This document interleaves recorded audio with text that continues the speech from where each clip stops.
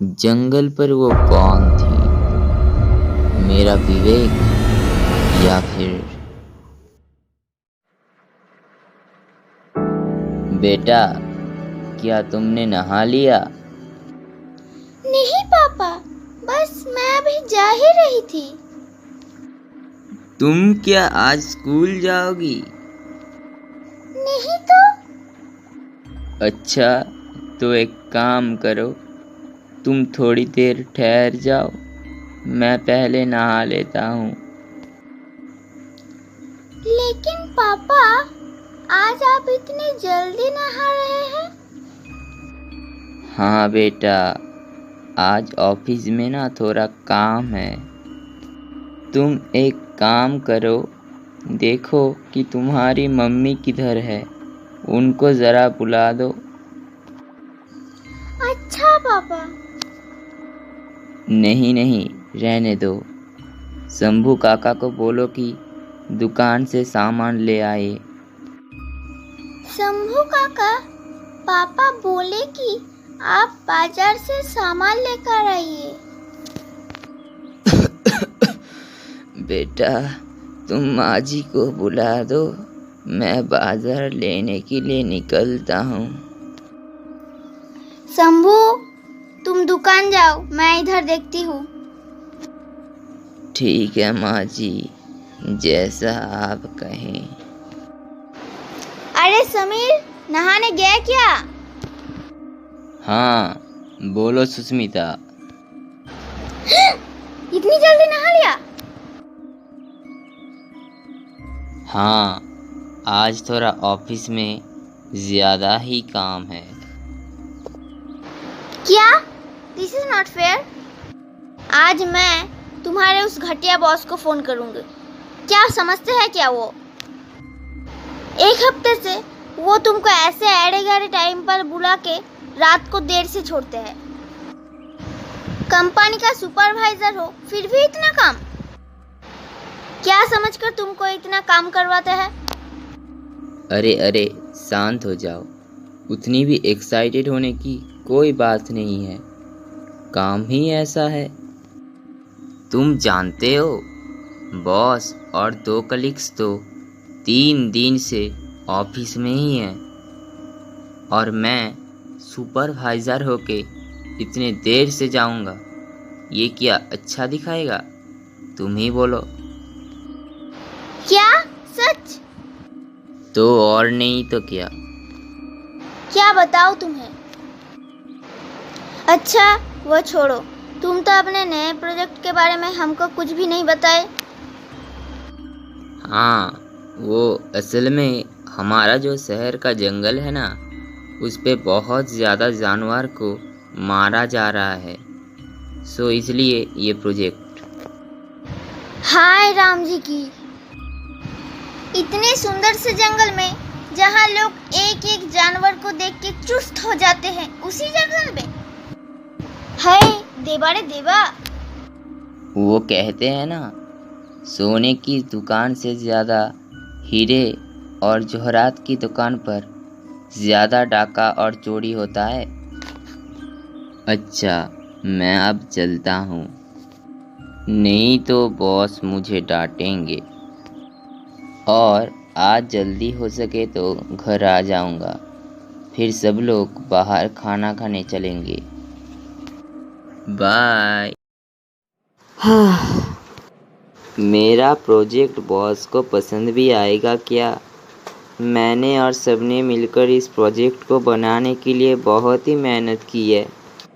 मुझे आज भी वो दिन अच्छी तरह से याद है, जब मुझको वो दिखी थी।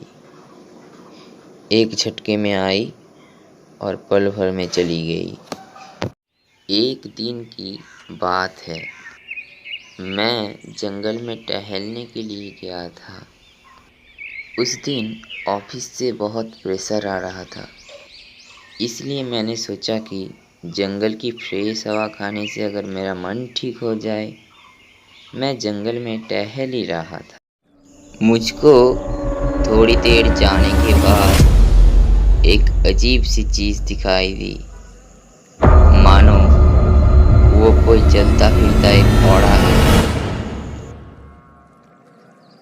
जीवन में मुझको पहली बार इतना डर लगा, मैं इतना डर गया था कि मेरे दिमाग में भागने का ख्याल आया ही नहीं। मैं एक ही जगह पर ही खड़ा रहा, मानो कि समय रुक गया है।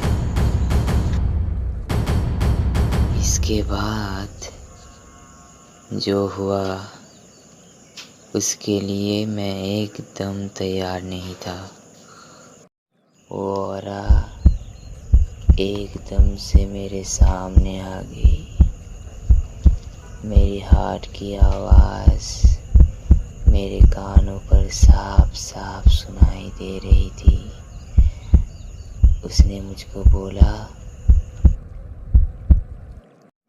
बेटा समीर, कैसे हो बेटा? अपनी माँ को भूल गए? पैसे का इतना शक चढ़ा कि अपनी माँ को ही खत्म करने लगे। तुमको याद है बेटा, तुम जब बहुत छोटे थे तो तुम यहाँ पर रोज आते थे अपने पापा के साथ। तुम्हारे पापा क्या कुछ नहीं किए इस जंगल को बचाने के लिए, और तुम उस बाप के बेटे होकर। मैं एकदम से बहुत ही डर गया। मैंने शांत होकर के बोला,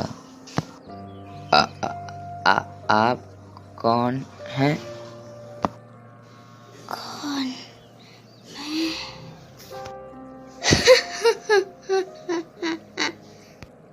तुम्हारी माँ। जागो बेटा, जागो, अपनी माँ को बचाओ। लेकिन मैं तुम्हारा इंतजार करूंगी मैं तुम्हारा इंतजार। मैंने उस दिन घर आकर सुष्मिता को उसके बारे में सब कुछ कहा। उसने कहा, तुमको कितनी बार बोला है इतना प्रेशर मत लिया करो। सच में तुम यकीन करो, मैं सच बोल रहा हूँ। लेकिन सुष्मिता सिर मुझ पर हंसने लगी।